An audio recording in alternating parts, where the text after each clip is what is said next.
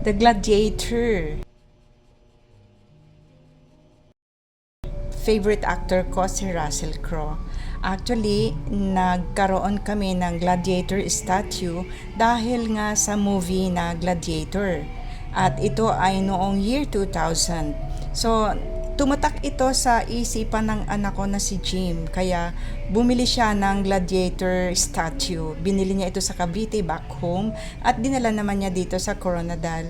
Kabilin-bili na niya, wag itong itatapon o wag itong sisirain. Ito ay talagang mahal na mahal niya. So eto, mine-maintain ko ang linis niya. Palagi ko siyang pinapagpagan ng alikabok para hindi magbago ang kanyang kulay.